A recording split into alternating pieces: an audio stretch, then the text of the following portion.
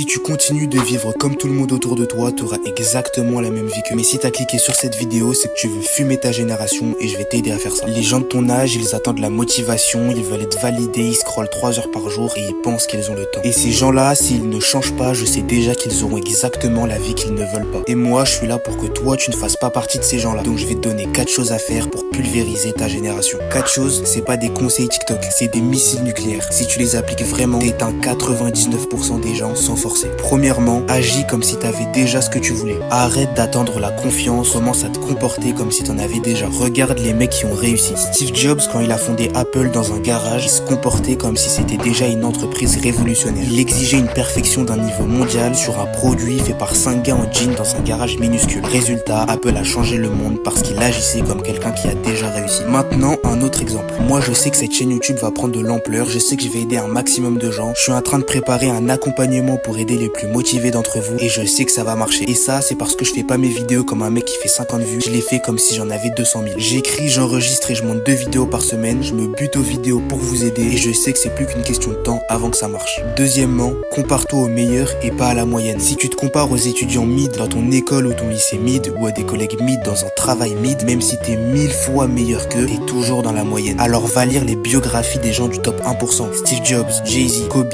etc. Prends la star que tu kiffes dans le domaine que tu kiffes et regarde ce qu'il a fait, quand et comment. Regarde combien de temps il a passé à s'entraîner ou à travailler. Et ensuite, compare-toi à lui. Là, tu vas avoir de la vraie concurrence et ça va vraiment te permettre de fumer tout le monde autour de toi. Parce que c'est facile d'être meilleur que ton pote qui travaille 5 heures par semaine, mais si t'essayes d'égaler les meilleurs dans ton domaine, c'est indéniable que tu vas éteindre tout le monde autour de toi. Et si tu fais ça, tu verras ton pote, il va péter son crâne. À propos de ça, j'ai une petite phrase pour vous. J'espère que ça va en réveiller certains. Si tu regardes ton cercle et que t'es pas inspiré, c'est pas un cercle, mais c'est une cage. En gros, si ton cercle il est mid, toi aussi t'es mid. Donc même si t'es le meilleur de ton cercle, t'es toujours dans la moyenne. Par contre, si ton cercle il est top tier, même si toi t'es mid par rapport à ton cercle, t'es quand même top tier. Mais si t'as la dalle, t'as des rêves et tu veux vraiment les réaliser, ton ego fait que tu peux pas rester mid. Donc tu vas bosser jusqu'à que tu sois un top tier parmi les top tiers. Et là, c'est avec toi que les petits qui ont la dalle se comparent. Si jamais, moi mon cercle, les gens que je regarde tous les jours, qui m'inspirent, avec qui je me compare, la majorité me connaissent pas et ils savent pas qui je suis. T'as pas besoin d'être vraiment ami avec les gens qui ont du succès pour utiliser leur réussite à ton avantage. Troisièmement,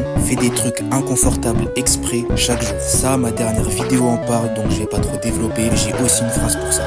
Si tu fais ce que tout le monde fait, t'auras ce que tout le monde a. Concrètement, ça veut dire que si tu sors pas de ta zone de confort, t'auras la même vie que 99% des gens. Donc métro boulot dodo pour 2-3 balles par mois, et encore, et ça jusqu'à 65 ans. Quatrièmement, créer quelque chose à toi. Ça rejoint un peu tous les points que j'ai énoncés avant, mais créer quelque chose, c'est la base en fait. Pour moi, c'est une chaîne YouTube, et pour toi, ça peut être une marque, des dessins, des TikTok, un manga, ce que tu veux, mais créer quelque chose même avec 0€ au début. Je prends encore mon exemple, mais moi, ma chaîne YouTube, elle coûte 20 balles. C'est un abonnement Canva et un abonnement CapCut parce que j'ai pas encore les moyens de mettre plus. Mais je travaille dur pour. Et encore une fois, je sais que dans quelques mois, j'aurai un monteur, mes vidéos seront plus quali, etc. parce que je me comporte comme si ça avait déjà marché. Et puis la sensation de créer quelque chose, c'est unique. Avant, j'étais un mec comme tout le monde, je travaillais comme tout le monde, j'étudiais comme tout le monde. Et là, le fait de créer quelque chose, je me sens unique, je me sens authentique, j'ai l'impression de sortir du lot. Enfin bref, créer quelque chose, n'importe quoi, mais juste créer. Tu vas pas battre les autres en faisant comme eux, tu vas les fumer en devenant tellement focus qu'ils comprendront même pas comment t'as fait. Si t'as des questions sur quoi que ce soit, si tu veux, tu peux m'envoyer un message sur Insta, ça me fera plaisir de pouvoir t'aider. Si toi tu veux m'aider, tu peux partager, commenter, etc. J'espère que la vidéo t'a plu et on se revoit plus tôt que tu ne le penses. I'm not trying to really get fun, you're just a little bit late, I guess you're